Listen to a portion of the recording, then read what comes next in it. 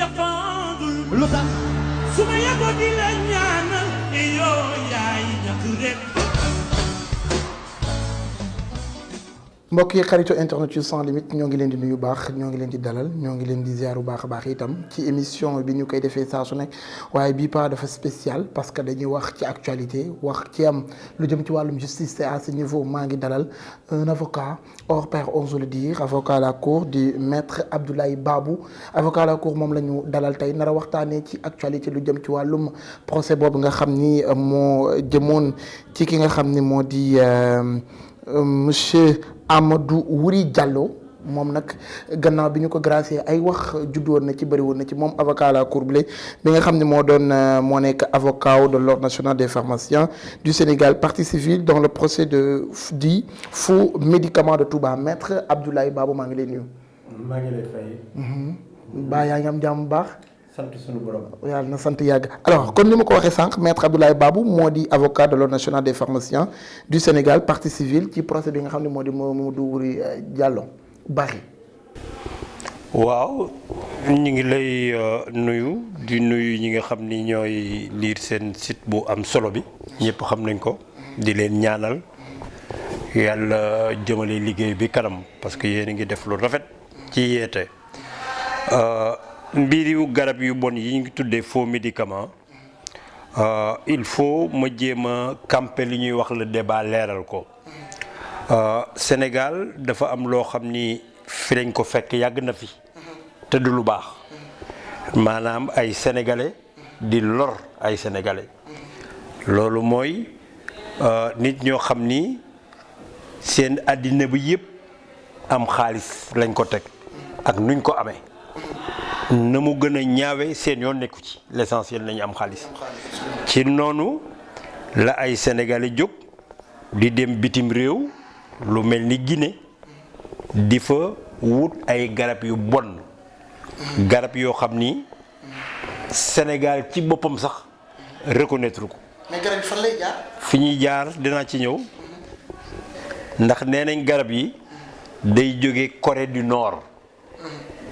te nañ koy defaree sax kuñ ko wax sa àddina tukki nee na ay graisse mbaam xuux ak ay ànd certains animaux seen fétiche la ñuy defar di ko jaay loolu nag ji waxuma Sénégal mais Afrique gis nga OMS génne na benn rapport am nee na at mu nekk 800 000 Africains maanaam près d'1 million ay sénégalais ay guinéens ay maliens ñi ngi dee ci garab yu bon yi te ñoo ñuy dee bariwuñu doole ndax garabu mbedd yi da ngay waxale ñu jaay la mais lañ lay jaay sa poson la donc am ay sénégalais nag du ci yëngatu bul fàtte kër sëriñ bi do xam nga ko garab yu bon yooyu la am ñu koy jaay yeneen ni dëkk ba dëkk bu sell bi di dëkku Serigne Touba nga xam ni jaamu yàlla taxoon borom indi ko am na ay nit ñuy mbubboo ay taalibe Serigne Touba di ko jaay nee nañu am na lu mat 500 dépôts de faux médicaments maanaam garab yi ñu jële bitim réew ni nga xam ni da ngay ñëw rek louer benn magasin def ko fa comme su doon yaa ngi koy def ay saaku ciment. ay saaku ciment d'accord. te moom ngay jaay baadoolo bi ci biti waxaaleek yow nga jaay ko mu lekk ko dee. aujourd'hui statistiques yi nee nañu Touba la fay dee ci maladie rénale moo ëpp ci Sénégal gépp ñay dee ci garab yu bon yi moo ëpp ñiy dee ci accident de la circulation donc xam nga foofu te mel ni ña koy def di ci dund di ci gagner des milliards Touba la ñuy dugg dans l'impunité nguur gi taxaw fa dara taxaw fa ñu jaay seen kii di dem léegi nag histoire bi li ko indi mooy novembre 2017 gendarmerie bu Touba Belel moo arrêté ñaari camion yu jógee Guinée Conakry lañ jóge ba Touba ñaari camion yooyu ñi ngi amoon 1 milliard 300 millions de faux médicaments loolu la ñu dugal biir Touba war koo dugalaat fam daan jaaree ci magasin yu bon yi pour tasaare ko ci réew mi bii nag li yàlla def gendarmerie yi jàpp ci ñaar biñ ci jàppee ñaar kenn ki mi ngi tudd Bara Sylla nangu nañu moom day jaay ci garab yi keneen ki tudd Mamadou Wuri Diallo guinéen la moom moo jëlee camion yi Conakry dawal ko ba indi ko Touba ñoom ñaar la ñu jàppandoo. d'accord papa léegi man foofu avant ñuy ñëw ci procès bi et tout ça parce que bu ñu déggee wax ji itam am na benn chaîne bi nga xam ne fi la garab bi jaar. absolument donc douanier yi anañu boobu. ay oui ma yaa yey posé ko neel ana douanier yi même su dul douanier police a ngi ci yoon yi te soo gisee camion yi camion au moins 20 tonnes 30 tonnes la ngandam camion. te tout le monde sait que camions yi ça ne passe pas inaperçu. absolument surtout ci frontière. ci frontières yi jóge Conakry ba fii. ñu dem. loolu moo lay won ñiy def boobu commerce bu bon comme ni ma ko waxee c'est une mafia. mafia mooy ay nit ñu lënkaloo ni du ñu jaar ci yoon. ce sont des maillots de chaîne donc. donc ñoo xam ni pare nañu même ku leen bëgg a yàqal seen business ñu rey la. dañ la jéem a ger soo bañee sax jaru jëre yaa ngi dégg ay mafia colombienne yaa ngi dégg ay mafia diw loolu la ñuy def parce que loolu la ñuy dundee ci la ñuy tabaxi kër ci la ñuy jël ay soxna moo na ñii ña nga dëkk Touba ñii ña nga dëkk Mbacké ñii ñi ngi léegi Dakar ndax kër sëriñ bi ñëpp ko xam donc ci cas bi surtout moom laa la bëggal résumé après nga poser ma question ñoom bi ñu leen jàppee ñu arrêté leen atte leen kii di Bara Sylla ñu tëj ko juróom-ñaari at kii di convoyeur bi tudd Mamadou Wuri Diallo ñu tëj ko juróomi at loolu c'était le 4 décembre 2018 ñoom ñëpp ñu def appel su ñu defee appel dañ koy war a indi Thiès man Thiès laa jógee tey ci suba wante li jaaxal mbir bi veille 3 avril président Macky Sall gracier Mamadou Wuri Diallo te tegu ko ci yoon ndax bala nga gracier nit day fekk ci li ñuy wax ci tubaab voie de recours yépp jeex takk ba nga xam ni da ngaa war a tëdd sa peine président nag jël ci coobareem gracier la président Macky Sall deful loolu immédiatement dañoo gracier Mamadou Wuri Diallo te fekk ni moom mi ngi def appel ñun nag loolu la ñu bayoon xam ni du dëgg du yoon xam nañ ni doole ko fa jële ndax nee nañ ñu Mamadou Wuri Diallo keroog ba muy génn kaso ba oto bu bees pul moo taxaw buntu kaso ba des feux clignotants dañ ko jàpp yóbbu ko ñu xam ni kon doole moo ko bàyyiloo terewul ñun ñu xeex lañ doon xeex Diourbel Thiès ñu àtte ko tey soo permettre ma wax la ko après joxaat la kàddu bi ñu ñëwee Thiès ñun dañ ñi woon nañu écarter décret bi président Macky Sall jël parce que jaarul ci yoon moom sax bu leen ko fàttali waxoon na conseil des ministres bi coow lu jógee nii dafa juum nangu woon na ko donc dañ ne woon président nañu écarter décret bi te atte Mamadou Wuri Diallo dañ ko waroon atte tey jii la atte bi ñëw donc atte bi lu mu def écarté na décret bi président Macky Sall jëloon parce que illégalul daal di condamné Mamadou Wuri Diallo juróomi at lancé mandat d'arrêt contre moom keneen ki ci des di Bara Sylla ñu confirmer 7 ans de prison yi ñu ko joxoon loolu kon mooy atte tey bi jox ñu nag mbégte gu mat sëkk ndax xeex la. On vous a donné raison alors. toute la ligne. d'accord léegi est-ce que mënuñu jàpp wala yow da ngay jàpp ni l'État du Sénégal dafa fauté ci grâce boobu ñu joxoon. mais évidemment forcément. ndax lan ndax ni ma ko waxee léegi balaa kenn mën a am grâce ci yoon li peine bi ñu la def la peine doit être définitive mais Mamadou Wuri Diallo dafa def appel.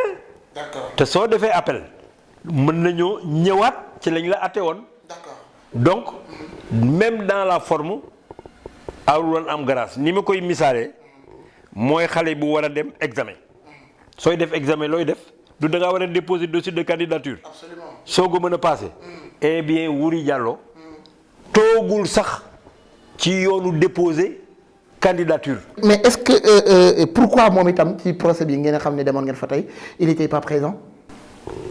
peut-être Macky Sall du moo ko jox grâce. moo ko jox grâce. waaw kon amul 3 avril. bi mu ko joxee grâce. prison Diourbel. du maa ngi lay wax ni bañ koy jox grâce bi muy génn oto bu bees pull mi ngi taxaw. d'accord fa la jóge ñibbi Guinée. ah kon instant bi nekkul Sénégal. mais évidemment loolu kay ñëpp wax nañ ko ba pare Sénégal gépp xam nañ ko. même président Macky Sall reconnaître na ni moo juum. terewul l'affaire suit son cours. moo tax tey mooy bisu àtte bi. bisu àtte bi ka àtte. moo ni grâce bi ñuy dox Mamadou Wuri Diallo jaarul ci yoon. kon teg naa ko fële. donc damay àtte Mamadou Wuri Diallo malgré le fait que nekku fi tëj nañ ko 5 ans lancé mandat d'arrêt contre lui. mais est-ce que foofu la ñu war a yem parce que itam bu fekkee moom Mamadou Wuri Diallo ak co-accusé bi nga xam ne jàpp nañ leen fi affaire bi jugee ba yegg ci Sénégal ligne boobu yëpp waruñu ko toppaat pour xam exactement le nom dit. d'accord nañ ni c'est une mafia. kan moo mën a génne tout un coup 1 milliard 350 millions. dama lay laaj. ah bariwul de. ñiy def trafic de faux médicaments dañuy cotiser wu. ay borom doole lañu ay commerçant lañu dañuy cotiser. suñu cotiser ba pare yónni nit d'ailleurs ca camion ba. bi ñu arrêté fii. soo gisee am na ay colis yoo xam ni dañ ciy bind turu Masamba turu Mademba. ça veut dire que Masamba ak Mademba ñooy cotiser wu. ba am xaalis bu mel noonu di 1 milliard ñu dem yónni kenn Guinée wala ñaar. ñoom ñu war a jënd. corrompre ñëpp nag ba agsi suñu accès déposé ko ci seen ay magasin nee naa la à Touba y a plus de 700 magasins yoo xam ni mi ngi mel ni kër gi rek nga remplir ko médicament ba mu jeex de faux médicaments. d'accord kon peine bi nga xam ne jox nañ ko Mamadou Wuri Diallo ak amende bi luy tonni 200 millions su ma juuma itam nga daal di may jubanti ba léegi loolu dañ koy exécuter. léegi amende yi. teggi na ko. d'accord teggi nañ amende. waaw 50 millions la ko limité. mais Mamadou Wuri Diallo c'est un mandat d'arrêt international qui pèse sur sa tête maanaam mandat d'arrêt international li yoon wax mooy fii Sénégal wala Guinée ga mu nekk suñu jotee suñu àtte exéquaturé ko loolu yoon tuddee dana mën a valable Guinée wala beneen dëkk bu mu nekk dañ koy jox yeneen avocat ya fa nekk wala ay huissier ñu jàpp ko. exécuté ko peine bi mais su tegee tànkam Sénégal addinaam tukki surtout que am na lu ci bees ndax Mamadou Wuri Diallo bi ñu lëñbatee ay affaire am ndekete yoo loolu rek lay dundee. c'est pas la première fois c'est pas la deuxième fois il est recherché par toutes les polices loolu rek lay dundee. d'accord avant ñuy jeexal tëj parti Mamadou Wuri Diallo ak lu jëm ci faux médicaments yooyu noonu d'accord gannaaw sànq wax nañu ko mafia la et tout ça ay xalaat ñu bëri loolu la ñuy xalaat donc est-ce que yaakaaroon ni tam ñi nekk seen ginnaaw doole gu ñu am amul ñeneen ñu leen ko jox. oui mais soo ma permettre dinaa mën a souligner aussi un aspect bala ma koo fàtte wax naa la une étude de l'OMS nee na 800 000 Africains. ñi ngi dee ci faux médicaments yi at mu nekk loolu war naa mën a interpeller ku nekk su dee nguur yi nekk ci pays africains yooyu mënuñu ko africains yi doomu Afrique yu mel ni man ku mel ni yow ku mel ni sama doom ji toog ak keneen war nañoo militer pour une cause. D'accord. maanaam défendre ñi nga xam ni seen loxo jotewul seen ginnaaw maanaam les populations qui sont les plus pauvres ndax ñoom ñoo ciy dee. gis nga su doon France wala États-Unis am na ay ONG yu taxaw ni dañuy défendre les gens par exemple qui sont atteints de lèpre ñii ni waa VIH ak Sida ñii tel pourquoi ñun fii en Afrique capable ñu défendre une cause. D'accord. Les Sénégalais, les Guinéens, les Maliens parmi nous et qui sont amuñu ba ñu ni ñëpp d'accord ni à Touba maladie rénale bi nga xam ni garab yu bon yi moo ko ëpp foofu la fekk baax. d'accord. ah les faux médicaments dañuy rey wax naa la ko lu ëpp ñiy dee ci accident de la circulation mais ñooñu ku leen di taxaw kenn. c'est pourquoi je lance un appel à travers seen lii ay wax naa ko seen kilifa nañu dimbali ñi amul def ko une cause mu jaarale ñu xar suñu tànk tubéy di xeex lu bon loo xam ni yàlla bëggu ko yonenti bu bëggu ko sëriñ su baax su fi nekk bëgguñu ko muy sëñ Touba bëggul ko rey taalubeem surtout Touba Alaaji Malik bëggu ko maam Imaamu Laay bëgg ko église bëggu ko keneen bëggu ko mais amatuñu droit croiser les bras dañoo war a xeex faux médicaments yi ak ñi ciy am ay milliards fu ñu mënti nekk ak famille yi nag bu ñu bokk loolu mooy suñu xeex. ban xalaat ban jàngat nga am ci parfois ñi gracier ñoo xam ne ay étranger lañ ñu gracier leen te amaana ñoom bu ñu xoolee seen ginnaaw toujours dafay am lu ñu ndëmb ak seen àdduna. mais parce que mbir mi ngi sooxe ci service su ministère de la justice parce que c'est devenu une affaire de mafia ku amul droit am grâce génneel xaalis ñu dugal la ci xanaa xamu ni affaire Wuri Diallo moo tax ren ci korite gi Macky Sall dafa bañ gracier yi kenn gracier wul kenn ndax nee na affaire Mamadou Wuri Diallo boobu dafa bëgg a toog ba xoolaat ay service am lu ci soxe am na le service du ministère de la justice qui s'en occupe dana ko càmbar lu tax ñuy jox grâce ñoo xam ni yeyoo ñu ko donc moo tax ci korite gi kenn amul grâce. La ville de Touba dafa nekk en danger selon vous. La ville de Touba mënul nekk en danger yàlla aar na ko ba pare. Certaines populations sont en danger. xam nga ñi nekk en danger mooy. ñi li wolof di tuddee baadoola. D'accord. Ki nga xam ne dana feebar mais amul lu mu dépensoo amul lu mu fajoo day dem di jënd ci garabu mbedd mi. Ma raconter la une anecdote. damay animer une émission bu très populaire à Touba. am na benn bis benn waay woo ma jox ma turam ni ma sa mbokk naaru Kajoor laa ma ne ko waaw mun ma wante maître Babou ànduma ak yow ci li nga wax ma ne kon maa ngi lay déglu mu ni ma xam nga soo demee pharmacie feebar dem pharmacie seen garab yi moom amul waxaale alors que garabu mbedd mi soo génnee da ngay waxaale loo am ñu jaay la xam nga lu ma ko tontu man ko ku lay jaay poson kay moom moo la waroon a fay xanaa xamu ni poson lañ lay jaay.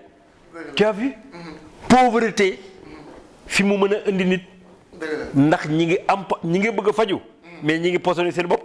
alors ñu daal di nag changé ñëwaat ci li nga xam ne peut-être actualité mais une actualité vraiment triste ki nga xam ne moo di Ousmane Tanor Dieng nekkoon ci langue politique yéen ñëpp ngeen xamante et j'ai eu le coco aussi et c'est normal nekkoon nga parti socialiste gannaaw moom mi nga xam ne génn na àdduna yàlla na ko yàlla yërëm te xaare ko àjjana moom Ousmane Tanor Dieng naka nga dundee bi nga déggee annonce bi. dama lay wax d'abord lu ñu seq maa ngi moom non seulement nekkoon naa socialiste. Ousmane Tanor Dieng nekkoon nañu député ñun ñaar nekk naa ñaar yoon député moo la wax léegi tout de suite ni la presque def naa plus de 10 ans ndax AFP man maa ko créé donc ci d'abord AFP laa nekk député booba ñoo ko Moustapha ñu formé groupe Espoir man maa doon vice-président groupe Espoir Moustapha Niass moo ñu jiite woon ñu nekk assemblée 5 ans yemuñu fa ñu dem opposition parti socialiste formé groupe parlementaire boobu Tanor a ko jiite woon ñu bokkoon ñun groupe man maa nekkoon encore vice-président benn ko ñaari ko kon jege naa nit ki yemul foofu li nit ñi waxul ba léegi ils ne savent pas que Ousmane Tanor Dieng était un grand sportif. ñun ñett wala ñeent ñoo bokkandoo créé alors ak Mamadou Diop yàlla na ko yàlla yërëm parcours sportif bi bu corniche xam nga ñëpp ko xam. d'accord eh bien ñoo ko créé ñun ñi toog man mii ci la bokk premier président ba man la maa ko créé woon ñu jóobu fa alors le guide ki fa nekkoon tudd Mbacké Guèye maa ko abaloon kër fii ci Sicap donc Tanor miinante nañu xamante nañu li ma mën a seede ma nga ca dëgg man maa ngi ci fenn mooy d'abord nit ku téye làmmiñam la waaw bariwul wax. d'accord mais yow mi nga xam ni li nga expliqué ni yëpp jege woon na la kañ ko gëjoon a gis avant bi nga xam ni mi ngi dem foofu. mais maa ngi mën naa wax tam ni 2012 laa décroché xam nga 2012 donc la alternance am nekkatuma député après d'avoir été député pendant 10 ans boobu la sunu relation sori quelque temps après 4 ans lañ ci teg sama soxna Ndeye Digène ci may jàlloo génn àddina man ma ñibbi Touba maanaam je peux dire que exceptionnellement lañ doon déggante mais li ma mën a seede ci moom dund gu boo xam ni jege naa ko du temps de Abdou Diouf depuis 1993 ensuite bi alternance ñëwee ñu nekk groupe boo xam ni opposant la ñu woon on était tout le temps ensemble on se réunissait chez Amath dans Sofi nga xam ni tous les jeudis on était ensemble yii laa la mën a waxal ci Ousmane Tanor parti socialiste selon vous kan nga yaakaar ni moo nar a nekkaat ca boobu bëgg. man aw ma droit prononcé wu ci. sa xalaat je veux dire. déedéet mënuma ci joxe sama xalaat parce que nekkatuma socialiste aw ma ci kàddu ensuite man bàyyi naa politique. non du ma ci mën a wax yëfi jàmbur dama ciy maandu. waaw donc du ma ci mën a wax. non du ma ci mën a wax yëfi jàmbur dama ciy maandu. gën ginnaaw ñëpp xam nañ ko ku wax maître Abdoulaye Babou ñu xamee ko ci taalibe Serigne Touba. bientôt ñu ngi déclaré que ni Massalikul Jinaan ñu war ko inauguré ban sentiment nga ci am. ah mais sentiment de fierté ndax kaay moo wax leen affaire Massalikul Jinaan am na ñu bari loo xamuñu ko xanaa xamoo ni terrain bi ñu nekk fii ah murid yi lañ ko jëkkoon a jox yàgg na. terrain ban la ci. fi nga ko tabaxee. d'accord. xam nga bu njëkk foofu lañ daan julee. murid yi lañ ko jëkkoon a jox daan nañ fa julee. mujj ñu nangu ko. je ne reviens pas sur l'histoire. d'accord. mais dañ ko nangu woon ci loxo murid yi. delloo si ko waat. fa laa mën a yem. d'accord. donc ñëw na place am. mais li ma mën a wax. je serai à l'aise su may wax ci Touba. Touba titre foncier la Ablaye Wade doon na ko rappelé bërki démb. d'accord. titre foncier la boo xam ni ëpp na dëkk bi. xam nga lu yoon wax ci titre foncier. titre foncier mi ngi mel ni sa biir kër. ëpp moo ko ëpp sax. ndax mën ngaa dëkk ci kër goo xam ni itam bàyyi la wala kii d'occupé mais titre foncier yoon def ni c'est un droit de propriété inattaquable et irrévocable. et l'article 361 du code des obligations civiles et commerciales nee na ce titre foncier état bi sax waru fee dugg. ñiy critiquer dama ciy profité. ñiy critiquer Touba naa lii fa am lii fa am est-ce que xam nga ni ci yoon même yoon bi ñuy liggéey xalif général des Mourides am na droit dem ba limitu titre foncier bi mu tëj ko jël caabeem. te su ko defee méngoo na ak yoon. defu ko. mu ni Touba kii ko fondé di Serigne Touba ba mu koy def kenn fekk ko fa. digganteem ak boromam. moo wër Touba ba gis ko. amoon ay gaynde ay yëpp. bind ni sama fii. bërëbu jaamu yàlla laa koy def. jaamu yàlla def fi du baax. lu tax kon nit mën a dagg ca lang ga.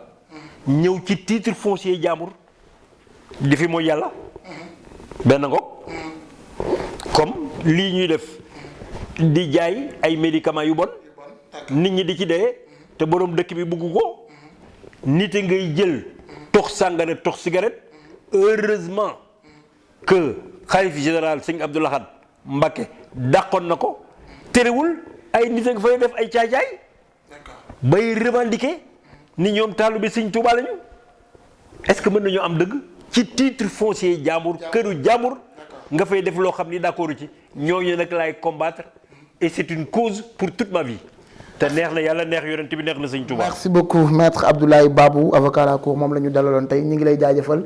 ci teewaay bi di la wax ni itam combat nangul bi nga xam ne moom nga dëmmal yàlla na ci yàlla jàppale. ñu bàyyi la nga tàggatoo ak internet yu sans limite.